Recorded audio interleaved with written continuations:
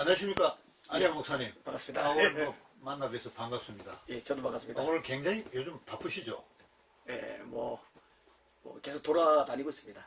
예. 어제는 이제 서울시내 가서 강기를 했고, 예. 지난주는 이제 또 대전 쪽 가서 말씀을 전했고, 예. 다음 주에는 이제 제주도 가서 또 이제 말씀을 전하고. 하여튼 뭐 우리 목사님은 제가 봤을 때는 전국구신 것 같고, 지금 장년층에 우리가 믿는 식구들 가운데 장년층에서는 막 리더 목사님이시다. 그 리더라는 것은 제가 봤을 때는 이 언론, 이 기독 언론 쪽에서 보일 적에 교회의 입장을 잘 대변하시고 뭐 이렇게 모든 것을 잘 추진하고 계시니까 그런 측면에서 장년층의 리더 목사님. 이제 위에 앞에는 뭐 정광훈 목사님 있고 하지만은 정광훈 목사님 또 위에서 또 하시는 일이 있고 목사님은 또 그 라인에서 또 장년층을 리더해가는 그런 큰 역할을 하신다. 저는 이렇게 보고 있습니다. 좋게 봐주시니 감사합니다. 제가 몇 가지를 좀 한번 질문하겠습니다. 뭐 예. 오늘 또 왔으니까 어려운 가운데 안희안 TV를 만드셔갖고 예. 짧은 기간에 한 10만 가까이를 이 많은 층을 끌어올렸었어요. 예. 그 비결이 어떤 비결이 있었다고 이렇게 목사님은 이야기? 원래 제가 이제 유튜브를 본격적으로 한 게 작년 8월이거든요. 예. 그런데 원래는 사실은 이슈 쪽보다는 예. 이 치유 쪽에 관심이 있었어요. 예. 제가 이제 집회를 1년 내내 52조 다 다니거든요. 추석, 뭐 설날 포함해가지고도. 예, 그러면서 이제 병자들 일어나고 귀신 떠나가고 눌린 자 자유케 되고 어떤 역사들, 기적들이 많이 나타나요. 성경에 있는 그대로 하는 거니까요. 믿는 자들에게는 이런 표적이 따르리니 곧 제가 내 이름으로 귀신을 쫓아내며 새 방언을 말하며 뱀을 집어올리며 무슨 독을 마실지라도 해를 받지 않으며 병든 사람에게 손을 얹어줘 나으리라. 그대로 되는데 오늘 기도하는 중에 이런 감동이 와요. 하나님은 시간이나 공간이 비어 있는 분이 아니다. 내가 집회를 가는 곳만이 아니라 사실은 영상을 통해서도 얼마든지 회복, 치유, 변화 역사는 일어날 수 있다. 감동이 와가지고 그때부터 이제 본격적으로 유튜브로 치유해 주는 기도를 하기 시작을 했는데 진짜 유튜브를 통해서 병자가 막 일어나고 눌린 자가 막 자유케 되고 또 문제가 풀어지고 또 이제 예배 영상을 통해서 예배를 드리다가 저희가 이제 실시간 유튜브 영상으로 예배 드리다가 방언 터져나온 사람들도 많이 생기고 그렇게 됐어요. 그러다가 이제 작년에 정세균 총리가 노래방 그다음에 무슨 클럽 다 개방할 때 교회 대상으로 찬송 크게 부르지 말아라, 통성 기도하지 말아라, 예배 드리는 방식까지 건드리는 거 보고 그때 제가 화가 되게 많이 나가지고 본격적으로 야 이건 아니다, 이거는 싸워야 된다 해서 그런 부분도 이제 다루기 시작을 했는데 어떤 그 모든 것들이 이상하게 순식간에 막 이게 폭발적으로 커졌더니 제가 기대했던 거, 제가 계획했던 것하고 상관없이 순식간에 너무 많이 커져 버렸어요. 저도 어안이 벙벙합니다. 아니, 잘된 거죠. 그 애당초는 이제 치유 목적으로 유튜브도 그쪽으로 이제 한번 살려보려고 시작을 하셨네요. 예. 그럼 뭐 지금 또 뭐 유선상으로, 무선상으로, 뭐 핸드폰이나 전화상으로나 이렇게 해서 기도해달라, 치유해달라 그런 또 전화도 많이 받겠네요. 너무 많아서 감당이 잘 안 되죠. 하여튼 뭐 시청자들이 우리 또 뭐 방송, 아세르 방송도 있고 저희는 뭐 한반도 방송입니다만은 시청자도 보고 치유가 정말로 필요한 분, 또 너무 많다니까 또 너무 줄 서 있는 사람 너무 많으면 안 되니까 정말 그 갈급하고 한 분들은 또 전화하셔서 아마 치료를 받으면 정말 효과를 많이 볼 것 같습니다. 그리고 지금 목사님께서 지금 애국 운동에 뭐 중추적인 그런 제가 역할을 하고 있지 않나 저는 그렇게 판단을 하고 있습니다. 근자의 그 자유목회자 인터넷 그 방송협회 만드실 것 같고 사무총장을 맡으셨잖아요. 그러니까 사무총장이라는 전체를 다 진짜 레이드아웃 해서 끌고 가야 되는 그런 입장인데 그 자유 목회자 그 유튜브 인터넷 방송협회 앞으로 비전이나 그걸 앞으로 어떻게 이제 펼쳐가는데 그걸 중간에서 이제 전부 다 작업을 하셔야 되는데 그 부분에 대해서 앞으로 진로나 또 앞으로 어떻게 끌고 간다는 그런 물론 뭐 최고의 리더가 이사장이 계시지만은 사무총장 역할로서 한 말씀 해주셨으면 합니다. 지금 대한민국이 굉장히 많이 기울어져서요. 완전히 좌편향되어 있죠. 뭐 주민자치 기본법 같은 거 이거 공산화법이거든요. 5.18 특별법 문제죠. 민주유공자 예우에 관한 법 이것도 이제 심각하죠. 또 파주에 5,800억 들여서 문재인 기념 고속도로 만든다. 또 이제 파주에 있는 인민군 묘지를 공원화한다. 뭐 건강가족기본법 개정안 이런 것도 이제 평등 또 차별금지 법안 이런 것들도 심각하죠. 행정부가 완전히 좌편향돼 있고 입법부도 완전히 좌편돼서 이상한 법들을 계속 찍어내고 있고 사법부도 진작에 넘어갔고 이게 행정, 입법, 사법 세 가지가 다 무너졌단 말이에요. 이럴 때 사실은 언론이 제 기능을 해야 돼요. 언론은 원래 기능이 공정해야 되는 것이고 그리고 권력을 견제하는 역할을 해야 돼요. 권력이 일방적으로 독주하지 못하도록. 근데 이제 방송이든 신문이든 간에 언론 노조가 다 장악을 해버린 바람에 이 공정한 뉴스가 제대로 나오지를 않아요. 마치 정부 입장에서 홍보지라도 되는 듯이 문재인 정권에 유리한 것들만 계속 쏟아져 내고 있기 때문에 이 국민들의 알 권리가 완전히 지금 무시를 당하고 있어요. 근데 감사한 거는 이런 시점에 사람들이 진짜 정보를 많이 접하는 도구가 뭐냐면 유튜브더라고요. 그러니까 유튜브에 워낙 사람들이 많이 쏠리다 보니까 KBS든 YTN이든 MBC든 이런 방송사들도 텔레비전 방송 말고 유튜브로 방송을 계속 내버릴 정도 상황이 돼버렸거든요. 그렇죠. 그만큼 이제 유튜브의 영향력이 막강하단 말이에요. 맞습니다. 그런데 이게 거대한 언론 세력 또 정치 세력에 비해서 개별적으로 하는 것 가치는 있지만 팩트를 전달해주는 의미에서 의미는 있지만 파워가 약하단 말이에요. 그렇죠. 이게 세력화될 필요가 있는 거죠. 그래서 자유목회자 인터넷 방송협회를 창립하게 되고 이런 조직을 통해서 국민들에게 감춰져 있던 진실을 드러내는 역할, 그리고 올바른 방향을 제시하는 역할, 그리고 대한민국을 바로 세우는 역할, 그리고 좌경화, 공산화되는 것을 막아내는 역할, 그리고 미래 청사진을 제시하는 역할, 이런 역할들을 감당하는 협회로서 자리매김을 하리라고 생각이 되어집니다. 원래 이제 박유한 목사님께서 저를 보고 이제 회장을 하시라고 처음에 몇 살에 얘기를 하셨어요. 그런데 아무리 봐도 이 모임이 태동할 때 정말 수고를 많이 하시는 분이 박유한 목사님, 송도 목사님 이런 분들이고 또 연배도 많으시고 근데 그런 분이 하시는 게 낫다고 생각해서 그 목사님이 하세요. 대신에 저는 심부름이나 하겠습니다. 그래서 사무총장 같은 거 하면 차라리 그런 걸 하겠습니다. 해서 사무총장을 제가 맡게 된 겁니다. 잘했습니다. 근데 실무적으로 이제 추진력이나 이런 거 실무선에서 다 하는 거기 때문에 사실 뭐 위에 리더 이사장이나 뭐 대표는 조금 이제 울타리를 쳐주고 사실 이제 전체적인 방향을 좀 잡아주시면 되고 어차피 이제 우리 사무총장님 끌고 가셔야 되잖아요. 사실 제가 봤을 때는 또 지금 우리 한국 대통령이 지금 미국 가 있는 걸 알고 있습니다. 그리고 지금 미국 대통령이 지금 훈장을 주는 자리에 그 훈장이란 게 뭐냐 하면은 6.25 동란 때 그 미국군이 참전해서 그 중공군을 갖다가 엄청 많이 그 무찔렀던 그분을 이제 훈장을 주는 자리에 지금 문 대통령이 그게 참석하게 해갖고 그 장면을 보게 했습니다.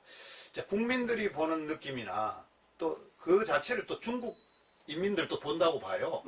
봤을 때는 한미동맹 측면에서는 뭐 참 좋은 거 한다고 저는 생각이 들어요.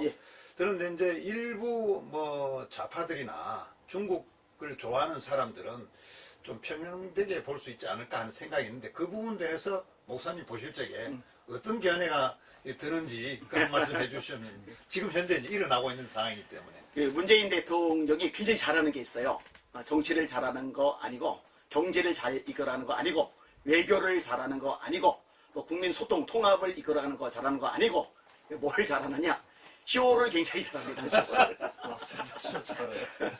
그래서 오죽하면은 쇼통령이라고 그러겠어요. 쇼통령. 죄다 쇼예요, 죄다 쇼. 미국에 가서 하는 행태도 일종의 쇼라고밖에 생각이 안 듭니다. 진정성이 빠지는 거죠. 이번에 혈맹이라는 말을 썼더라고요. 혈맹. 혈맹 맞아요. 미국인들, 젊은이들의 피값 위에 이 대한민국이 사실은 나라를 회복하게 되었고 그리고 여기까지 이렇게 올 수 있게 됐거든요. 그 고마움을 느껴야 돼요. 배은망덕 하면 안 돼요. 근데 솔직히 지금까지 행태를 보면은요, 이 미국에 대한 고마움을 표출하기보다는 미국을 적대시하는 흐름들이 너무 많았어요. 그렇죠. 한미동맹 강화는 굉장히 우리나라의 중요한 요소거든요. 중국이 노리고 있고 북한이 노리고 있고 남한의 좌파 세력들이 노리고 있고 그런데 주한미군을 철수를 한다. 그다음에 한미동맹을 깨뜨린다. 그러면은 이 대한민국을 넘겨주겠다는 얘기밖에 안 되거든요. 이 반대로 중국은요, 우리나라에 굉장히 해를 많이 끼쳐요. 지난번에 사드 보복권도 마찬가지고요. 믿을 수가 없어요. 뒤통수를 너무나 많이 때려요. 근데 현 정부가요, 아주 노골적으로 반미 친중 정책을 썼거든요. 의사협회에서 7번에 걸쳐서 중국인들 입국을 금지시켜달라고 요청을 했을 때도 입국 금지 안 시키고 계속 개방했단 말이에요. 이게 코로나19가 대한민국을 집어삼키는데 굉장히 중요한 역할을 했단 말이에요. 근데 그래 놓고는 이제 미국에 가서 남한과 미국 정상회담 한다고 하는 상황에서 이제 혈맹 얘기한다. 이게 쇼라고밖에 안 되는 거죠. 평상시에 미국을 존중하고 고마운 마음을 표출하고 그리고 함께 연합해서 전략도 짜고 일도 벌여나가고 공조도 했더라면은 이분의 말이 진정성을 지닐 텐데 그동안에 수은 헛발질하듯이 엉뚱한 것만 하다가 이제 와서 그런 얘기를 끄집어내니까 쇼라고밖에 생각이 안 되는 거죠. 네, 쇼다. 예.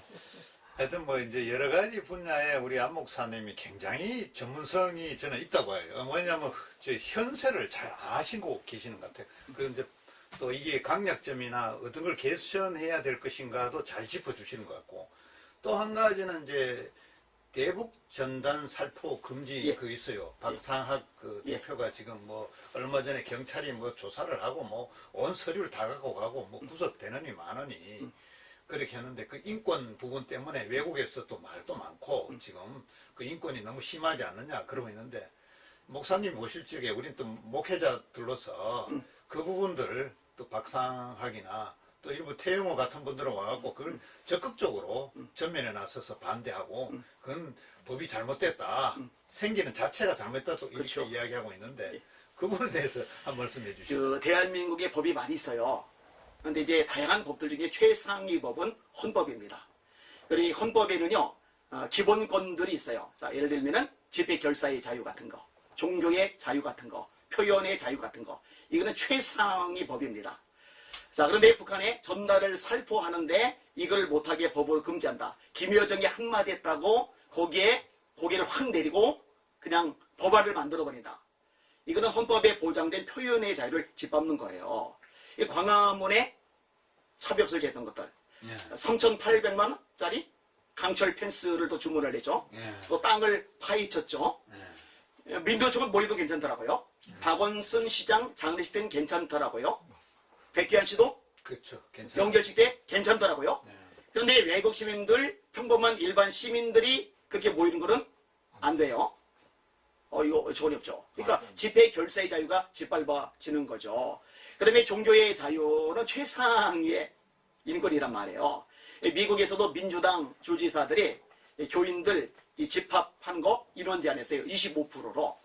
이게 위헌 소송이 제기가 됐는데 연방대법원에서 이렇게 판결 내렸습니다. 코로나19 방역보다 종교 활동이 우선한다. 수정헌법 1조에 의한 것이다. 이 우리나라도 엄밀히 말해서 이 대법원이 정직하게 하려면은 이 헌법의 기초에서 최상위법, 이 헌법에 보장된 종교의 자유를 그 하위법, 방역법으로 찍어 누르는 것이 위헌이라고 판결을 내려야 됩니다.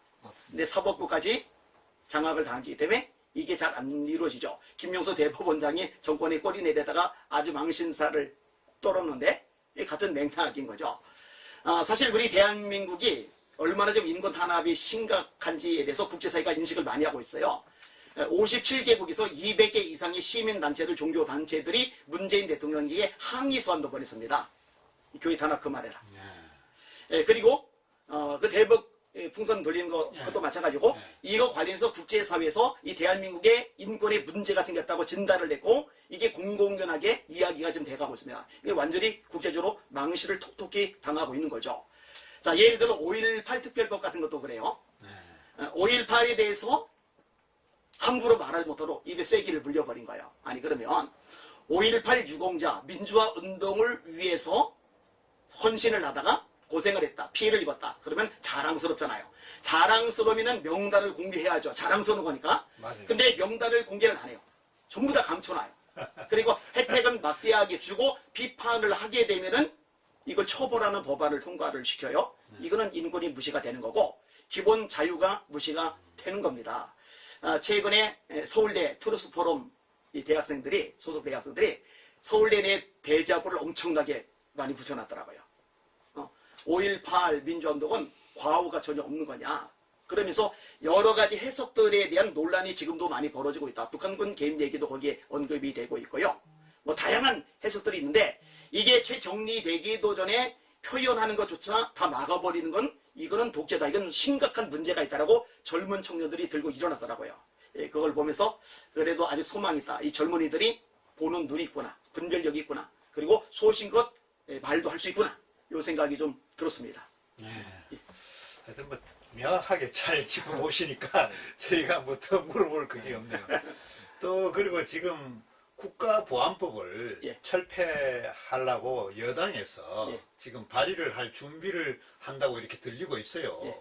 그 국가보안법이 철폐되면 지금도 안 그래도 지금 사회주의 뭐 간첩 성향의 사람들 주사파들이 지금 날뛰고 있는데 국가보안법을 철폐하고 그러면 이게 완전히 이 이념이나 개념이 자유 이 부분이 전부 다 말살될 것 같은데 예. 국가보안법 이 없애는 그 부분에서 법안 올리는 이 부분에 대해서 예. 목사님은 어떻게 보고 계세요? 그 좌파라고 하는 사람들이 강력하게 주장하는 게 두 가지가 있어요. 뭐 여러 가지가 있지만 대표적으로 두 가지가 있는데 하나는 주한미군 철수입니다. 그 다음에 또 하나가 국가보안법 폐지입니다. 이 두 가지 왜 자꾸 주장을 하고 강조를 안 하냐? 간단합니다. 이 남한을 공산화시키는데 최대 걸림돌 두 개가 이 주한미군하고 국가보안법입니다.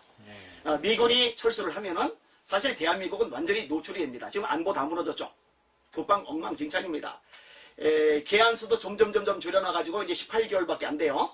가서 훈련받고 적응하다 보면은 복무기간이 끝이 나는 겁니다. 게다가 스마트폰 가지고 들어가서 몸을 씻게 만든다. 이런 당나라 군대가 세상에 어디 있습니까? 이 군대 내 기밀상 같은 것도 촬영이 돼서 지금 유출이 막 돼가고 있는 상황이고요. 근데 미군이라는 버팀목이 있기 때문에 중국도 함부로 건들 생각을 못하는 거고 북한도 감히 침범할 엄두를 못 내는데 이 주한미군이 완전히 철수를 해버리면은 이 대한민국은 무방비 상태가 됩니다. 뭐 38선이 있고 안보 뭐 군인들이 배치가 되지만 뭐 수시로 들락달락 거리잖아요. 막 톡하면 구멍이 뚫리잖아요. 자, 그 다음에 이 국가보안법 문제인데 이 국가보안법은요, 이 북한에 대해서 찬동하거나 아니면은 반이적 행동을 했을 경우에 처벌할 수 있는 법안이 국가보안법이거든요. 근데 이 법안이 지금 이미 식물인간 상태입니다. 왜냐? 국정원장 자체가 박지원 씨 같은 사람이 국정원장을 하고 있으니까 간첩을 잡을 수가 없어요. 잡을 의지도 없고요. 근데 만약에 국가보안법 식물인간 상태, 걸기 식물인간 호수 상태이지만 그래도 이제 정권이 바뀐다든지 흐름이 바뀐다든지 해서 요게 제 기능을 발휘하게 되면은 사실은 이 법안에 의해서 할 수 있는 일들이 있어요. 예를 들어 이석기 같은 사람 지난번에 잡아놓을 때. 그죠?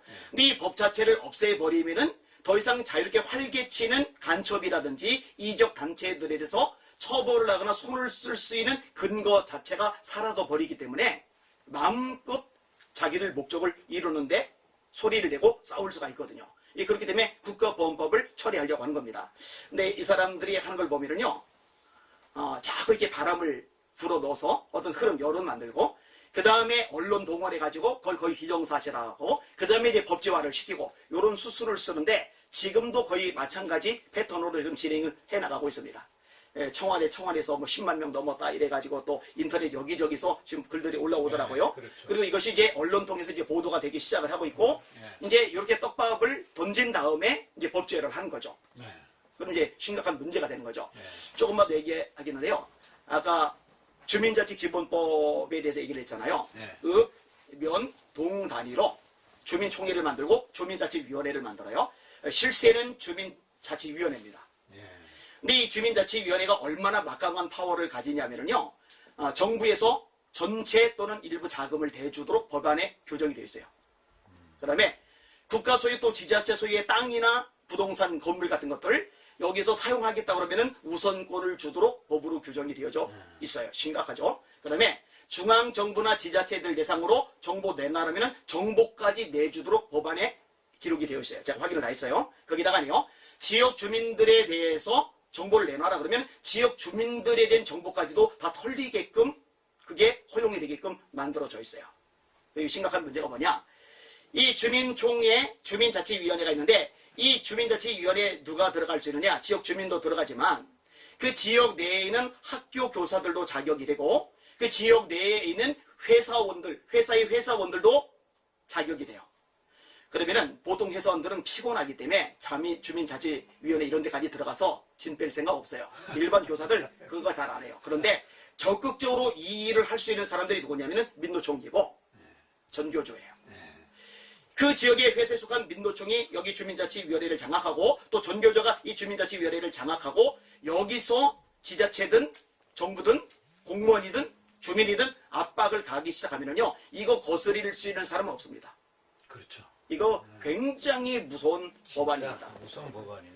그래서 제가 우리 교인들 보고 뭐 천지사부에서 흩어져서 이렇게 오고 그러니까 지역에 주민자치위원회 만든다 그러면 들어가라고 그랬어요. 그래서 한 번도 지금 막 들어가려고 막 하고 있고 그런데 이게 만들어진 걸 일단 막아야 될 거고 그리고 만들어졌을 때를 대비해서 기독교 쪽에서 또 의식을 가진 애국 주민들이 오히려 들어서 선점을 해버리면은 좋겠다. 그 생각도 있습니다. 예. 하여튼 뭐 그 생각이나 짚어주는 면이 저희들 생각보다 목사님이 훨씬 넓게 알고 계시니까 굉장히 이제 시청자들이 이해가 빠를 것 같아요. 제가 넓게 알고 있습니다. 예.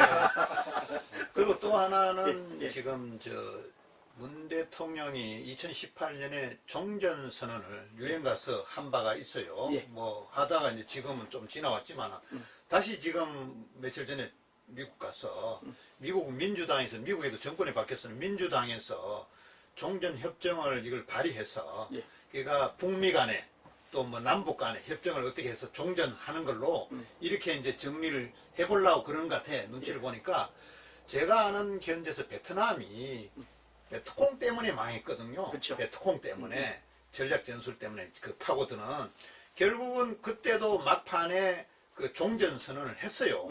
종전 선언하고 그 이듬해 봄에 베트남이 넘어졌어요. 왜냐하면 그렇게 한다 해놓고는 월맹이 남쪽으로 쳐들어와 버렸어요.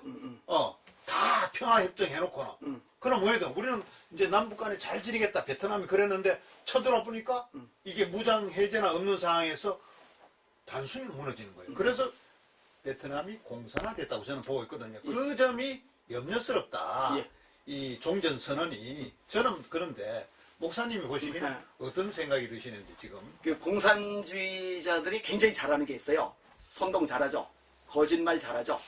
전략 전술 잘 짭니다.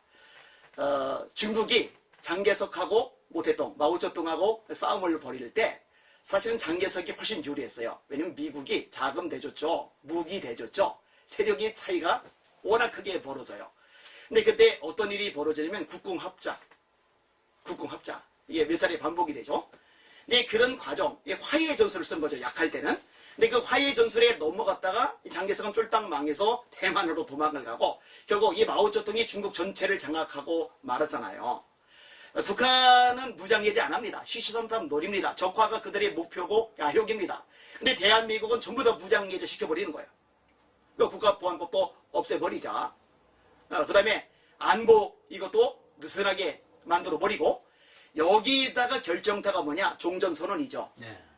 종전선언을 해서 국제사회 내에 자 남한과 북한은 이제 전쟁 상태가 아니다. 전쟁 상태가 끝났다. 이렇게 되면은 적이 없어져요. 주적이. 네, 그렇죠. 주적이 없어지면은 방향성을 놓치는 거고 더 느슨해지고 더 해질 수밖에 없는 거죠. 그런 걸 노리는 거죠. 그 미국 같은 경우 트럼프가 있을 때는 그나마 다행이었는데 이 바이든은 사고방식을 믿을 수가 사실은 없어요.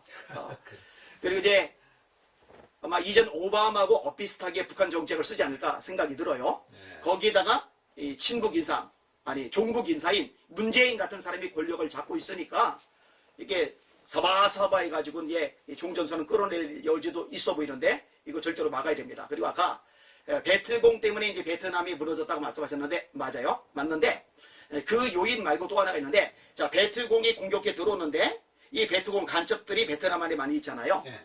그리고 이 베트남에 들어있는 간첩들에게 넘어갔던 유력 인사들. 네. 그 다음에 인식하지 못하고 위기라는 걸 느끼지 못하고 멍 때리고 있었던 지도층 인사들과 국민들 그게 사실은 심각해요. 그 지도층 인사들이나 국민들이라도 정신 바짝 차리고 나라가 좀 위기다. 지금 상황이 잘못 흘러가고 있다 하고 목소리를 내고 들고 일어났더라면 그렇게 쉽게 넘어가지는 않았을 거예요. 우리나라도 마찬가지요. 북한은 여전하고 남한의 정권은 지금 상당히 넘어갔고 사회 각 분야의 법안들은 엉터리로 만들어져가고 있고 이럴 때 지도층 인사들이나 국민들이 위기라는 걸 느끼고 목소리 내고 이제라도 싸우면은 힘을 발휘할 수가 있는데 아직도 멍 때리고 있는 국민들이 많다는 거. 그렇죠. 제가 이제 유튜브를 하고 있는 목적 중에 하나가 이것도 있습니다. 이거 좀 알리는 거예요. 정확하게 팩트 정보만 알아도 위기를 느끼는데 어떤 일이 벌어지고 있는지조차도 인식을 못하고 있는 사람들이 많더라고요.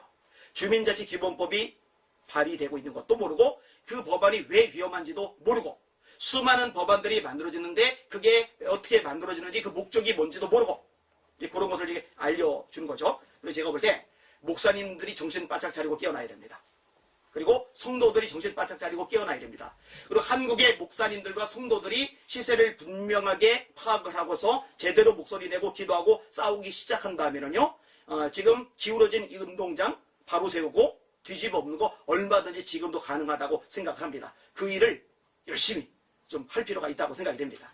시청자님들이 이거 좀 잘 들으시고 좀 국민들이 저는 깨달아야 된다. 또 인식을 좀 바꾸고 좀 의식을 좀 진짜 개혁을 해야 된다. 이런 측면에서 좋은 말씀 하신 것 같아요. 예.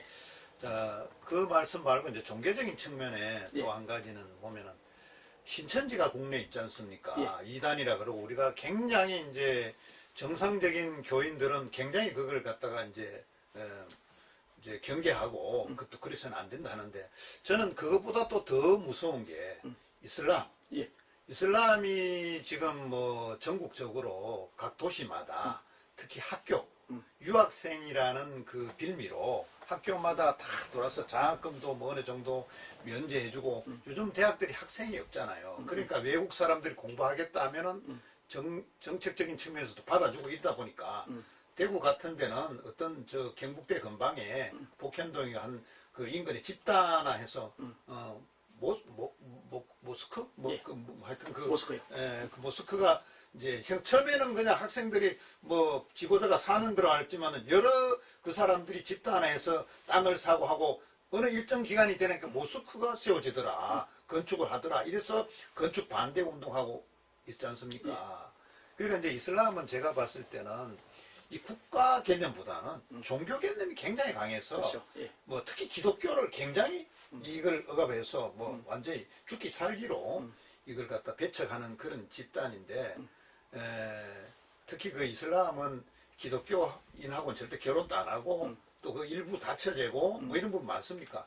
이런 종교가 국내에 서서히 지금 눈이 안 보이 이 시간에도 눈이 안 보이지만은 우리가 모르는 사이에 우리 턱 앞으로 들어왔다. 예. 그런 생각이 들어요. 예, 맞습니다.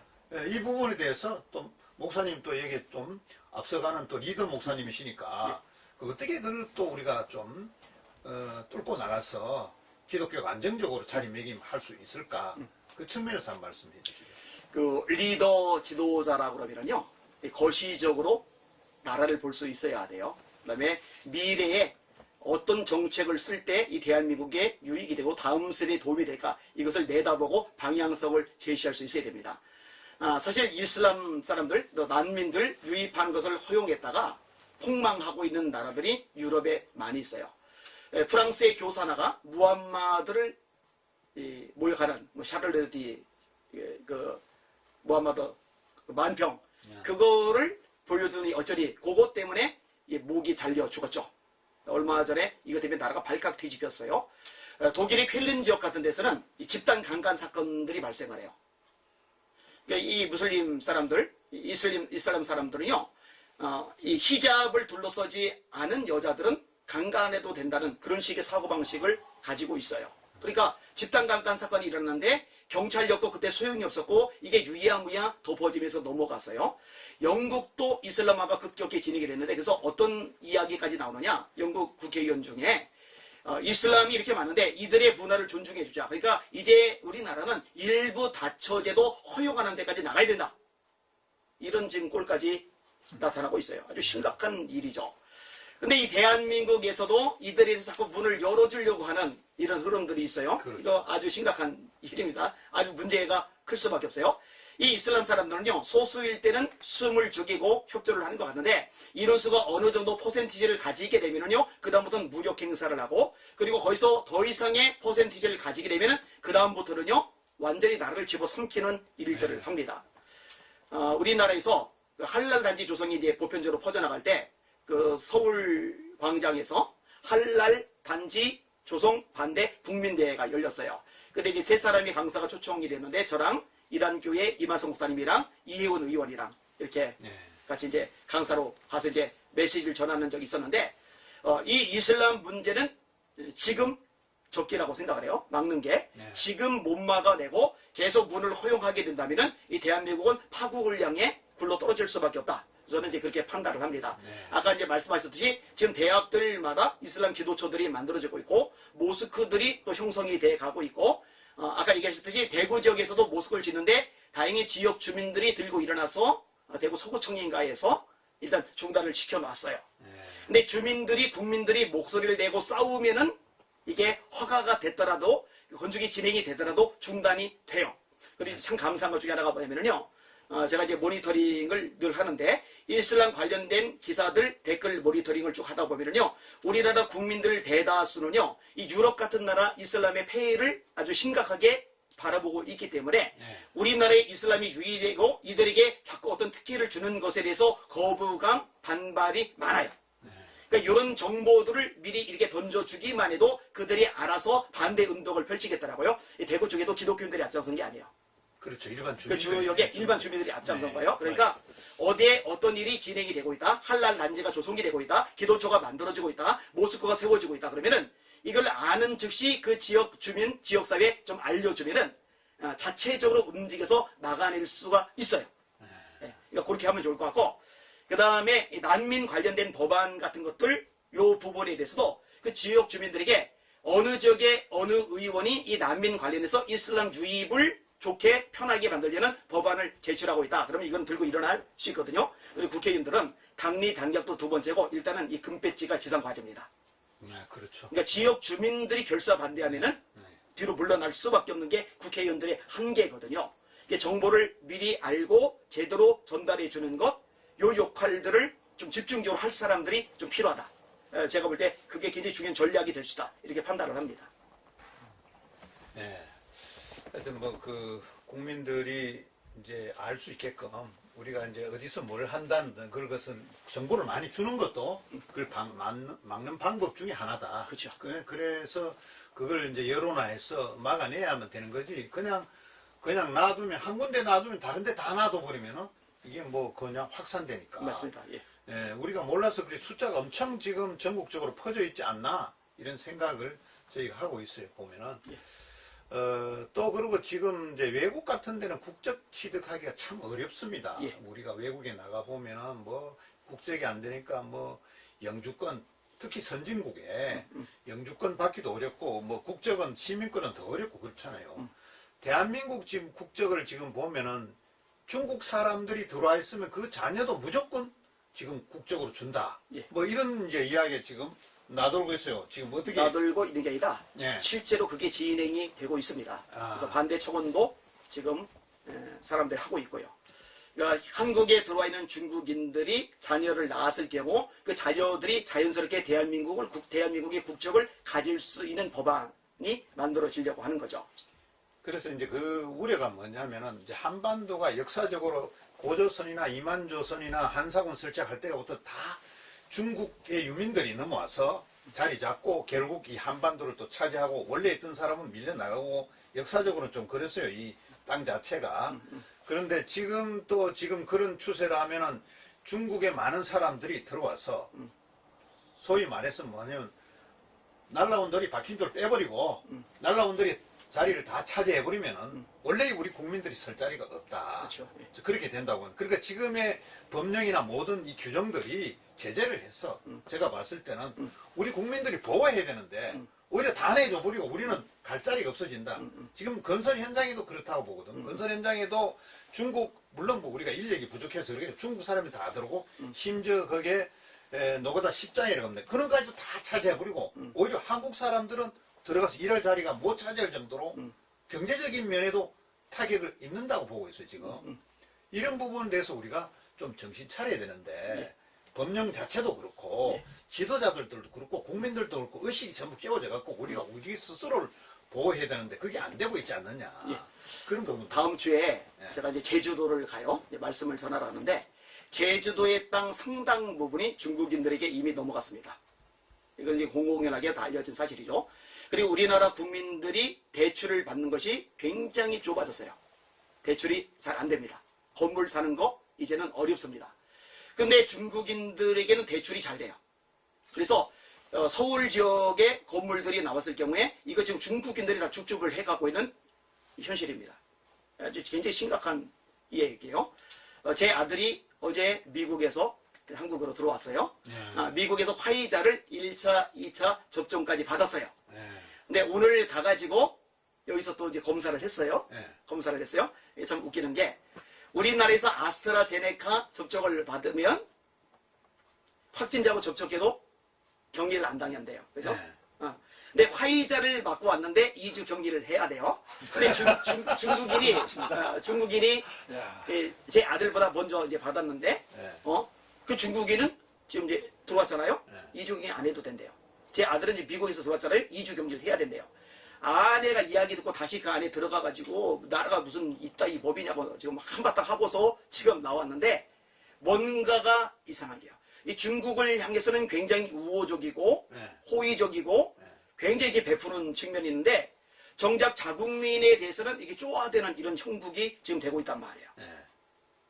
이거 중국의 속국이 아닌데 어떻게 이런 일이 발생하고 있는가? 이런 심각한 위기의식을 띱니다.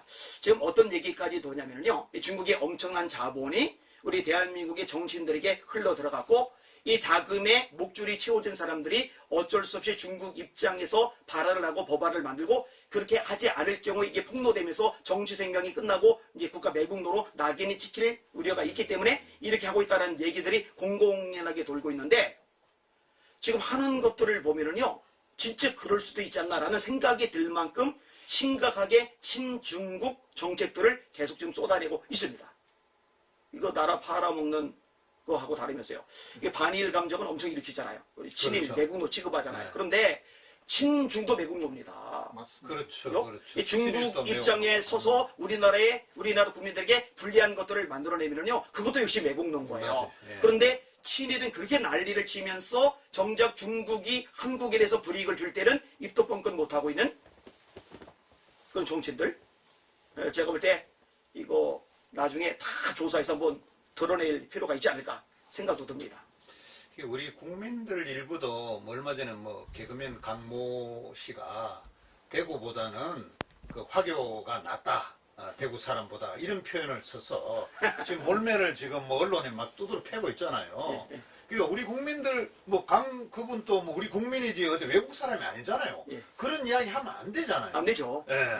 그런데 우리 국민 자체도 그런 이야기를 하면 안 되고 화교를 선호한다거나 중국 사람을 선호한다 그런 표현 자체도 함부로 쓰면 안 된다. 이 민감한 이 시점에 모든 국민들이 지금 중국에 대해서 지금 견제를 해야 되고 그런 판인데 거기가 전부 우호적으로 자꾸 그냥 받치면은 안 된다는 생각이 듭니다. 그 중국이 1대1로 그렇죠. 오늘 강력하게 추진하고 있어요. 이 시진핑의 핵심 전략 중에 하나인데 예전에 실크로드의 영광을 되찾겠다는 건데 그러기 위해서 막대하게 아시아의 나라들이 자금을 내주고 아프리카의 나라들에게 자금을 내줘요. 그래서 어떤 책까지냐면은 차인 아프리카.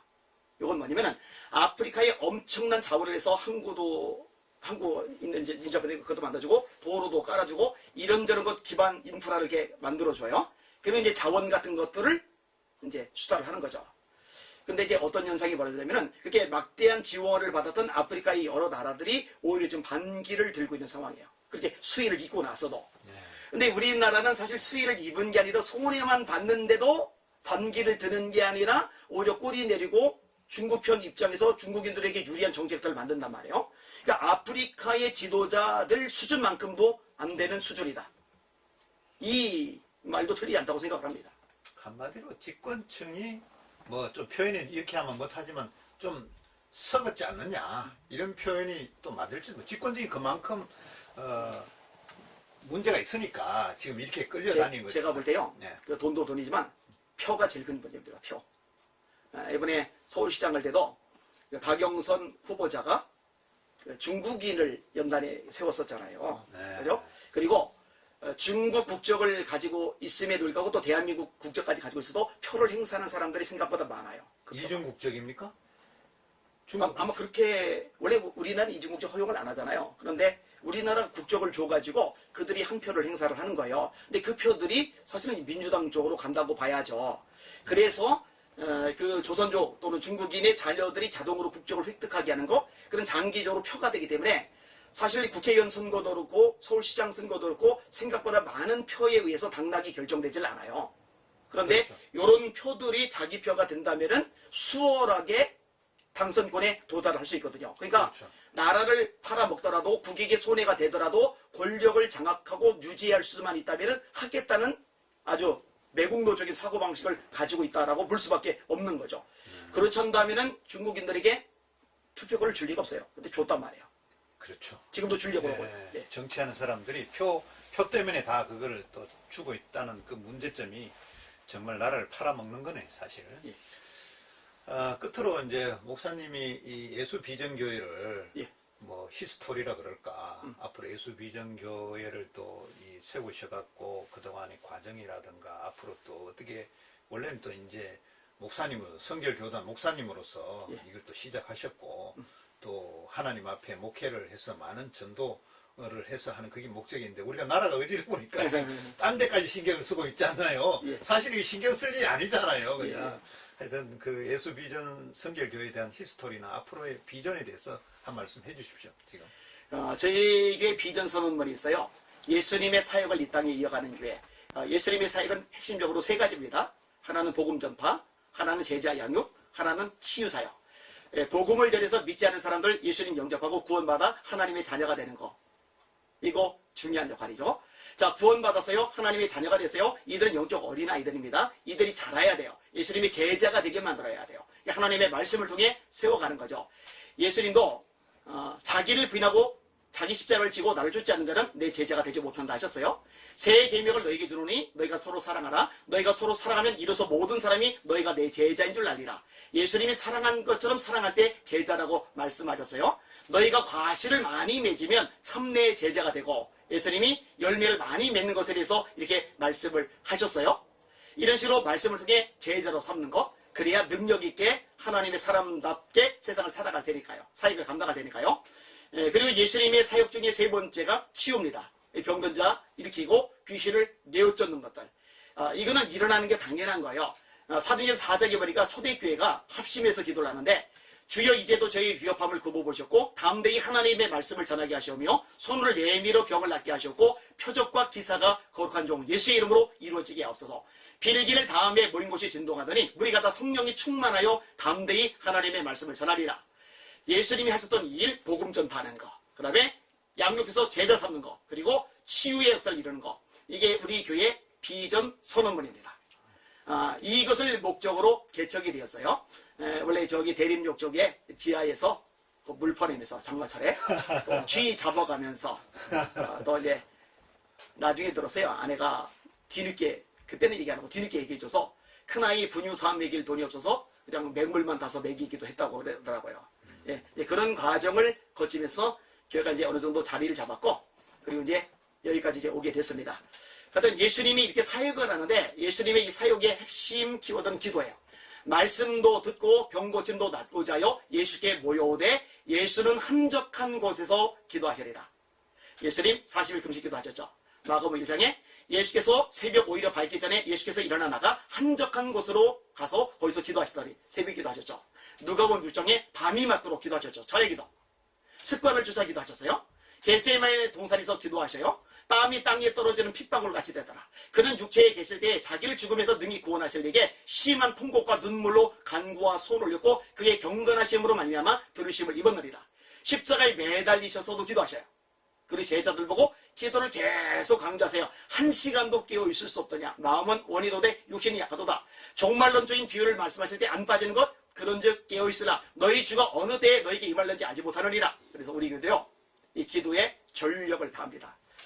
주일 오전 예배 같은 경우도 설교 전에 통성기도 한 번 하고 설교 끝나고 통성기도 2차례 또 하고, 그러니까 이제 선부 예배 11시 시작하면은 12시 반쯤 끝나고 오후 예배는 이제 2시간 이상, 금요 예배도 이제 2시간 이상 이렇게 하면서 계속 기도를 시켜요. 요즘 기도 제목은 하나님 대한민국 공산화된 거 막아주십시오. 특별히 예수 이름으로 선포하면서 공산화 세력 예수 이름으로 파면할지어다. 차별금지법 박살날지어다. 모자 보건법 개정안 통해 낙태 확대하는데 살인의 물러갈지어다. 아멘. 이런 식으로 계속 기도를 시키고 또 기도시켜요. 그래서 월요일 날에는 중보기도 모임이 있고 화요일 날은 불기동 기도회가 있고 그다음에 뭐 수요일 날, 또 토요일 날은 또 청년들 모여서 기도를 하고 또 주일 날 뭐 당연히 하고 이제 6월부터 토요 불기동 기도에서 이제 일주일 내내 기도가 강력하게 돌아가도록 지금 진행을 하고 있습니다. 그래서 한국이 좀 바로 세워지도록 대한민국이 무너지면 교회도 무너지고 다음 세대에 무너지고 선교도 무너질 테니까 일단 대한민국 바로 세우는 쪽에 전력적으로 기도를 하고 그리고 교회가 이제 제대로 세워지면 대한민국이 제대로 세워지면 이제 마지막 남은 힘 가지고 땅끝까지 선교하다가 재림하시는 주님을 구원의 백성들과 함께 영접하게 만드는 교회가 되는 것. 그리고 그런 한국 교회가 되도록 하는 것. 이것이 우리 예수 비전 선교교회의 비전입니다. 하여튼 뭐 감사합니다. 장시간 인터뷰 인해주셔서 말씀도 너무 잘했어요. 그냥 뭐 컴퓨터처럼 그냥 정확하게 답안을 탁탁 내시니까 참 이 시대의 참 목회자님이시다. 제가 말씀하신 거 들어보니까 사쿠라 목사님 많잖아요. 제가 뭐 이런 표현해서 좀 못하지만은 하여튼 참 목회자님이시다. 하여튼 뭐 나라와 또 민족과 또 이 복음과 이걸 다 어그러서 또 이제 당분간은 또 하셔야 될 것 같고요. 뭐 복음만 해서는 지금은 안 되는 나라가 어지럽기 때문에 하루빨리 나라가 정상화될 때까지 목사님 계속 힘 좀 써주시고요. 예. 저들도 뭐 힘이 되면 같이 보태겠습니다. 예, 감사합니다. 인터뷰 임해주셔서 감사합니다. 아니 저는 이거 놓고 가셨다고 그래서 그냥 만나서 잠깐 얘기하는 것만 생각했는데 갑자기 인터뷰를 해가지고 예. 하여튼 좋은 말씀 시청자님들 많이 들으셨죠? 하여튼 저 안희한 목사님 많이 후원해 주시고요. 기도 많이 해주시고 이 나라 이민족을 위해서 지금 활동을 많이 하고 계시니까 여러분들 화이팅 하게 해주십시오. 화이팅! 예. 하여튼 박수. 감사합니다.